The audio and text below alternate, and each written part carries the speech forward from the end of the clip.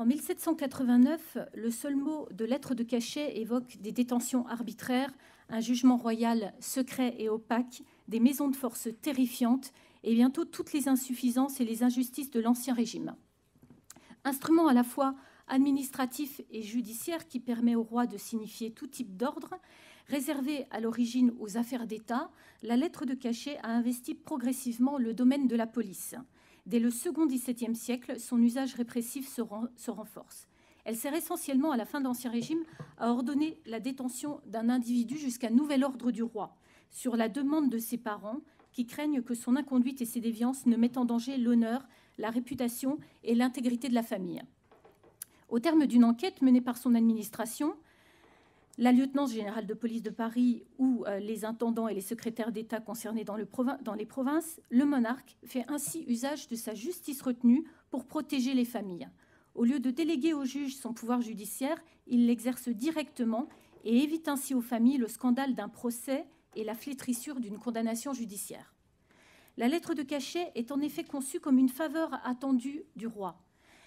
Un droit même aux yeux des familles qui plébiscitent cette intervention royale au cœur du foyer et le lien filial qu'elle incarne entre le roi père et protecteur de ses sujets, entre le roi père et protecteur et ses sujets. L'État n'est pas désintéressé dans sa démarche, car en armant le bras du père, il assure la régulation des déviances individuelles qui sous-tend le maintien de l'ordre dans le royaume. Il vient également contrôler le droit de correction du père en imposant le recours à l'autorité royale. Si en 1789, la lettre de cachet pour affaires de famille domine très largement, utilisée pour satisfaire des intérêts privés bien éloignés des affaires d'État, elle symbolise immédiatement l'insupportable, car elle est par excellence un acte arbitraire d'autorité royale que subit l'individu arrêté et mis au secret pendant de longues années, sans en connaître la raison, sans avoir été entendu, sans avoir été jugé, et ce donc jusqu'à nouvel ordre. Nié dans ses droits les plus fondamentaux, l'individu est opprimé et le roi favorise la tyrannie privée par le despotisme public. Le libérer du joug d'une autorité paternelle et royale aliénante est une priorité pour les révolutionnaires après l'adoption de la Déclaration des droits de l'homme et du citoyen. Il se fixe comme objectif la rupture avec un ordre hiérarchique et inégalitaire dans la famille et dans la société. Ce n'est cependant qu'en mars 1790 que le décret d'abolition des lettres de cachet est voté par l'Assemblée constituante. Tous les prisonniers par ordre du roi, majoritairement donc enfermés pour un motif familial, ne recouvrent toutefois pas la liberté. Dès la prise de la Bastille, leurs suppliques et leurs revendications affluent pourtant auprès du comité des lettres de cachet, chargé, sous la houlette de Mirabeau, de les recenser et de préparer le décret qui décidera de leur sort. Depuis les maisons de force et les prisons d'État, dans tout le royaume, la dénonciation vigoureuse du despotisme ministériel et de la tyrannie familiale que permet la lettre de cachet et que permet donc le roi lui-même ne suffit pas à vaincre les hésitations des députés. L'aspiration à la fondation d'un nouvel ordre judiciaire et social qui émane des lettres des citoyens détenus se heurte à la crainte de désordre dans la sphère publique et privée qui étreint les représentants de la nation, soucieux de réformer sans renier l'ordre ancien. La souveraineté du monarque, sa clairvoyance de roi justicier et de père protecteur sont gravement mis en cause car il permet des abus et des injustices dont la dénonciation participe à sa désacralisation. La fin des lettres de cachet place donc les questions de souveraineté politique, judiciaire et familiale au cœur des débats. Nous reviendrons dans un premier temps sur le contexte et l'application de l'abolition, ses conséquences sur la souveraineté et la justice du monarque de droit du vin, qui apparaît comme le complice de la tyrannie ministérielle et parentale. Le discours des prisonniers ensuite et sa réception, qui souligne une demande de souveraineté forte auprès de la nation et de ses représentants. Enfin, nous verrons comment émerge l'individu et la figure du citoyen sur les ruines des lettres de cachet. Alors comment tout d'abord s'applique et se décide et s'applique l'abolition des lettres de cachet érigées en symbole de l'arbitraire de l'Ancien Régime et, bien entendu, symbole de la puissance du monarque absolu de droit divin. En réalité, face aux abus des détentions par ordre du roi, les critiques sont vives tout au long du XVIIIe siècle et de nombreuses tentatives de réforme sont menées par le gouvernement royal.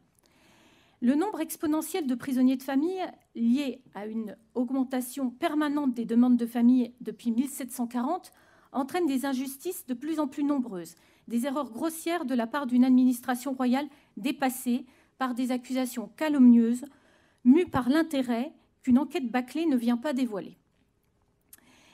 Les récits édifiants de victimes innocentes recluses pendant d'interminables années scandalisent l'opinion publique naissante, comme Mirabeau, le récit de Mirabeau, l'auteur des Lettres de cachet et des prisons d'État en 1782. Le roi se fait donc complice de la tyrannie paternelle et ses parlements ne cessent de lui reprocher, faisant de l'ordre royal l'un des principaux objets de la contestation du pouvoir monarchique. Une partie de la justice leur échappe. La voie de la justice retenue et de la lettre de cachet, rapide, discrète, souple, est préférée par de nombreux justiciables à une justice déléguée perçue comme onéreuse, lente et surtout marquée du sceau de l'infamie. Le Parlement de Paris fustige leur usage le 11 mars 1788. « Nous venons, sire, invoquer votre justice, votre sagesse, votre humanité contre l'usage de la lettre de cachet. À ce terrible mot, tous les cœurs se serrent, toutes les idées se troublent. Ces idées froides, on hésite, on se regarde, on craint de s'expliquer. Et le peuple en silence ose à peine élever sa pensée vers ce pouvoir inconcevable qui dispose des hommes sans les juger, sans les entendre, qui les plonge et les retient à son gré dans d'épaisses ténèbres où trop souvent ne pénètre pas plus la lumière du jour que le regard des lois. » Malesherbes, premier président de la Cour des aides, interpelle également le roi dans ses remontrances, en soulignant qu'aucun citoyen dans le royaume n'est assuré de ne pas voir sa liberté sacrifiée à une vengeance. Et, devenu secrétaire d'État de la Maison du Roi en 1775, son action illustre la tentative du pouvoir royal de réformer l'usage des lettres de cachet en limitant les abus via un renforcement du contrôle administratif. Malesherbes plaide pour que le prisonnier puisse se défendre et que des visites des lieux de détention soient effectuées par les membres de l'administration royale. La circulaire de mars 1784 du baron de Breteuil, l'un de ses successeurs à la Maison du Roi, va dans le même sens. Breteuil souligne que seules des accusations d'une certaine gravité mettant en danger l'honneur des familles et non de simples désagréments peuvent justifier l'intervention royale. En conséquence, les refus de lettres de cachet sont de plus en plus nombreux à partir des années 1770, signe d'une reprise en main de la procédure, voire d'une volonté de désengagement progressif du gouvernement, inquiet de voir la façon dont les familles détournent cette intervention royale en principe exceptionnelle vers une prise en charge au jour le jour de leurs difficultés conjugales et parentales. Dans les cahiers de doléances, c'est le souhait d'une réforme qui apparaît le plus souvent. La lettre de cachet pour affaires de famille s'affirmant toujours comme un recours indispensable et légitime. Il est important, en effet, de protéger l'intégrité de la famille en soutenant l'autorité paternelle. Relativement peu de cahiers demandent l'abolition des lettres de cachet. Les abus sont dénoncés et on réclame des sanctions financières ou corporelles contre les solliciteurs ou les signataires d'ordre arbitraire, ou encore réparation pour l'individu victime via le versement de dommages et intérêts proportionnés au préjudice qu'il aura souffert dans sa personne, son honneur et ses biens. Ça n'est cependant pas le roi qui est visé, mais bien ses ministres et ses agents, autour desquels la défiance est générale. Tous les cahiers s'accordent sur le fait que doit subsister un moyen pour les familles de régler leurs conflits internes, et on reconnaît leur utilité en termes de sûreté pour l'État ou pour appréhender rapidement un suspect avant de le livrer au juge. Finalement, le monarque lui-même se prononce pour leur abolition dans la déclaration des intentions du roi, lu devant l'Assemblée le 23 juin 1789, où il invite les États généraux à lui proposer les moyens les plus concevables, donc de concilier l'abolition des ordres connus sous le nom de lettres de cachet avec le maintien de la sûreté publique et avec les précautions nécessaires, soit pour ménager dans certains cas l'honneur des familles, soit pour réprimer avec célérité les commencements de sédition, soit pour garantir l'état des effets d'une intelligence criminelle avec les puissances étrangères. C'est dans ce contexte que le comité des lettres de cachet est créé après l'adoption de la Déclaration des droits de l'homme et du citoyen, votée le 26 août 1789, qui établit l'interdiction des arrestations arbitraires et la mesure des peines. Ce comité des lettres de cachet, constitué de Fréteau de Saint-Just, du comte de Castellane, de Mirabeau et de Barrère de Vieuzac, a pour projet d'ordonner au départ une remise en liberté générale des prisonniers par ordre du roi. Mais ce projet initial paraît vite insensé et dangereux au sein de l'Assemblée comme dans l'opinion. Les députés hésitent. Le décret n'est adopté que le 16 mars 1790. Il ordonne l'élargissement de toutes les personnes détenues sans jugement, à l'exception des coupables de crimes et délits déjà poursuivis par la justice ordinaire et des aliénés. Les correctionnaires ou prisonniers de famille doivent être remis en liberté, sauf s'ils sont enfermés sur des motifs très graves ou si une plainte est déposée contre eux dans les 3 mois suivant l'adoption du décret. Ces dispositions montrent la prudence observée. Le décret présuppose ainsi la culpabilité du plus grand nombre et cherche à concilier la situation des prisonniers avec la nécessité de maintien de l'ordre dans un contexte politique et social troublé. La souveraineté royale est cependant remise en cause de façon très puissante. Et on assiste à la désacralisation du roi de justice, père protecteur de ses sujets. Écoutons le comte de Castellane, président du comité des lettres de cachet, qui déclare à l'Assemblée en octobre 1789 « C'est un infâme privilège d'être jugé par le roi plutôt que par la loi. La lettre de cachet, conçue autrefois comme une faveur, est donc devenue un infâme privilège. L'union intime qui liait le roi à ses sujets est brisée. Désormais, le peuple n'est plus propriété du roi. Ce sont les lois qui le protègent et le libèrent d'une tutelle avilissante et oppressante. L'inversion symbolique est donc totale. Le roi, source de toute justice, voit sa légitimité remise en cause. C'est en son nom et par son pouvoir que les détentions arbitraires sont prononcées. C'est sa signature qui figure au bas de la lettre de cachet, réputée être de sa main. L'association du roi aux pires iniquités et l'utilisation de sa justice retenue pour les commettre lui portent préjudice. Car ce nom sacré, qui est partout ailleurs le garant de l'exécution des lois, n'est là que le titre en vertu duquel on les enfreint. Les détracteurs des lettres de cachet expliquent toutefois que les injustices commises se font à l'insu du monarque. Ministres et commis sont les véritables acteurs de l'arbitraire et de l'oppression. Mais le souverain est coupable d'avoir délégué à son administration l'usage de ses ordres personnels, sans les contrôler. Et plusieurs cahiers de doléances, comme celui du tiers-état du Cambrésis, insistaient sur le fait que les lettres de cachet devaient être signées par le roi en personne. Sa clairvoyance, l'essence même de son pouvoir d'origine divine, sont remis en question. Le roi se trompe, le roi fait des erreurs, et le doute est jeté sur tous les ordres qu'il a pu prononcer. C'est le gouvernement absolu même qui est mis à mal par la dénonciation, puis l'abolition de l'instrument qui permettait l'application de la volonté directe du roi. Alors, comment se propage la révolution dans les cachots des maisons de force et comment ce qu'on appelle désormais les victimes du pouvoir arbitraire s'adressent-ils à l'Assemblée nationale constituante? Le 15 janvier 1790, l'Assemblée nationale adopte un décret stipulant que les personnes ayant sous leur surveillance des prisonniers par ordre du roi ont pour obligation d'envoyer des états contenant leur nom, les motifs de leur détention et l'extrait des ordres en vertu desquels ils sont emprisonnés. Les membres du comité des lettres de cachet se chargent de l'exécution du décret et se tournent vers les quelques 500 maisons de force du royaume, alors forts, prisons d'État, hôpitaux généraux, maisons religieuses, qui retiennent encore environ 7 000 à 8 000 détenus par ordre du roi en 1789. Ces archives sont conservées aux Archives nationales, au sein du fonds du comité des lettres de cachet. Dès les premiers jours de l'été 1789, les prisonniers du roi, s'ils ont eu vent des événements politiques et s'ils ont la chance de pouvoir communiquer vers l'extérieur, mettent des mots sur l'immense espoir qui naît au sein des maisons de force après la prise de la Bastille. L'Assemblée nationale et le comité des lettres de cachet sont submergés de lettres de détenus qui demandent justice et espèrent recouvrer la liberté. Beaucoup font état d'une attente qui se prolonge de façon insupportable.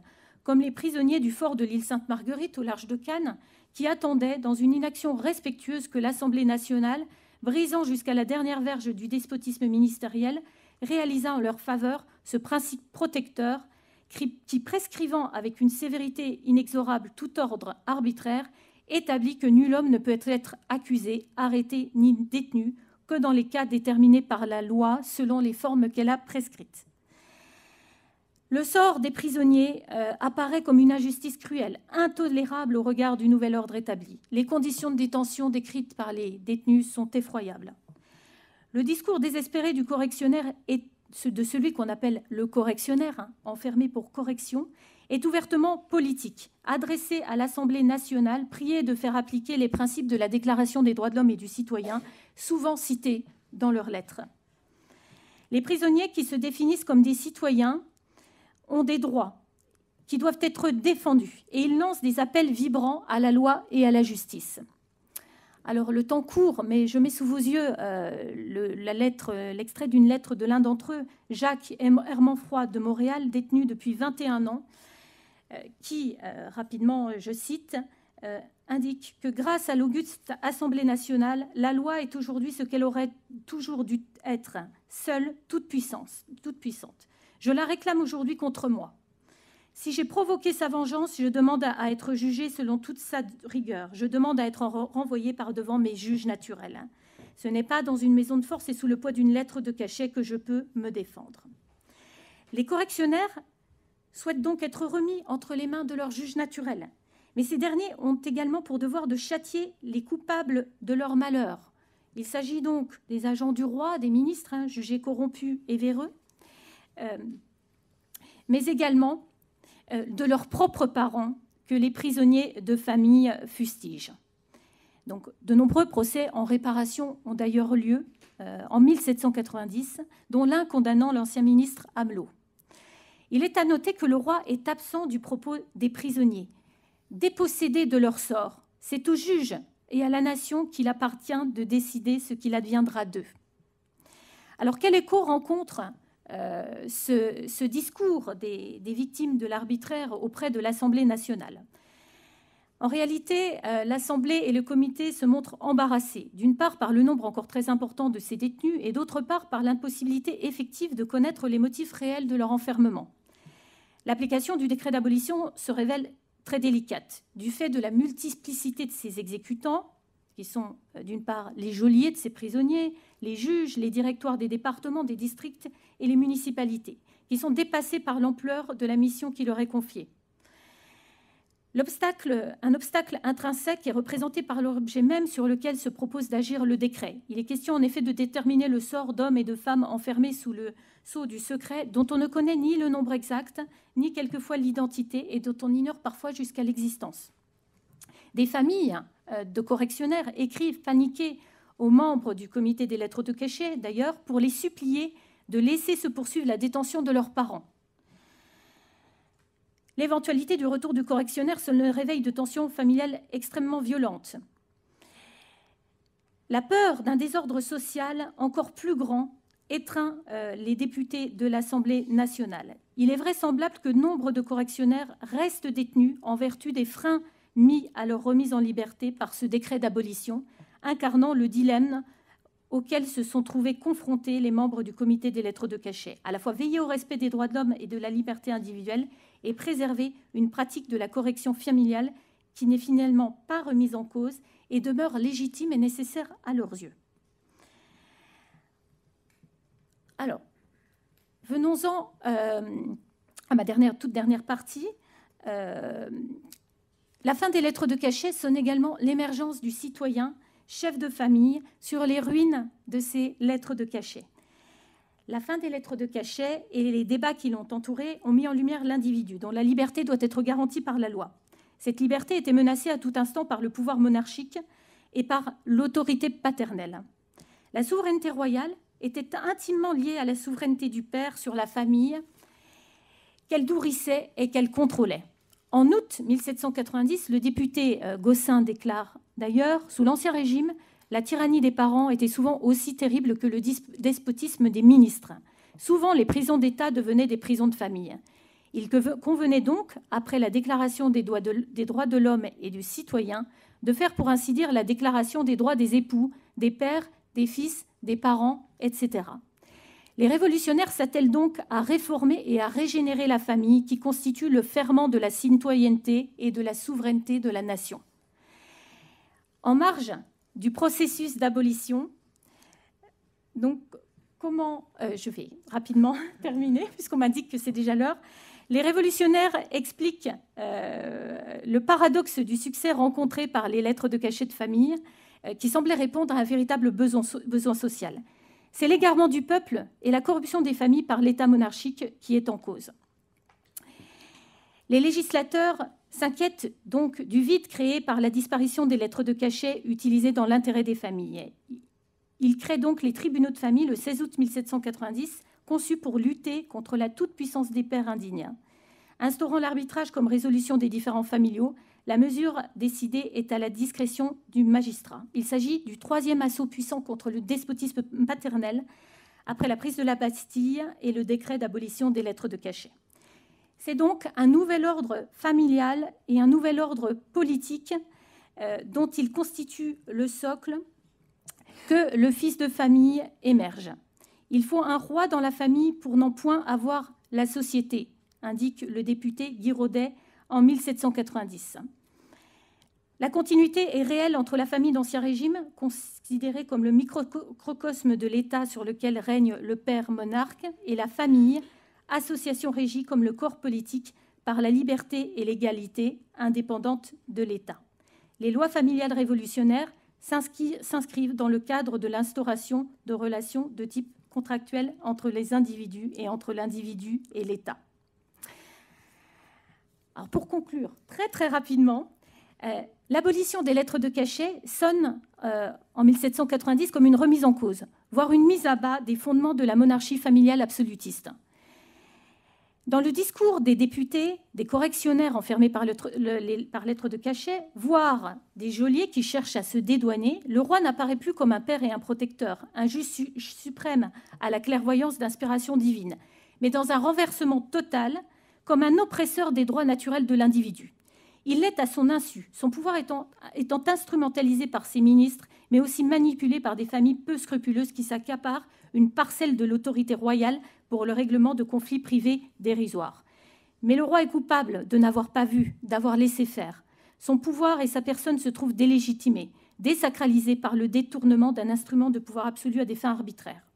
Considéré comme l'expression la plus achevée de l'arbitraire de la monarchie absolue et l'incarnation du vieux régime dans son entier, les lettres de cachet entretiennent une légende noire encore vivace dans l'historiographie des XIXe et des XXe siècles. Leur abolition et la création d'un substitut à leur disparition, les tribunaux de famille, dans l'intérêt des familles, génèrent des réflexions intenses autour de la liberté, de la nécessité des lois et du fondement du nouveau régime. Ce dernier s'incarne dans l'individu, qui émergeait déjà sous le joug étoffant et oppressant de sa famille, en se présentant comme une victime et en revendiquant ses droits auprès du monarque et de son administration dans les dossiers de lettres de cachet. Le nouvel ordre révolutionnaire continue à assimiler régime politique et organisation familiale, mais il fait de fils de famille, libéré de la tutelle de son père et de sa lignée, le citoyen sur lequel repose désormais la souveraineté de la nation. Je vous remercie.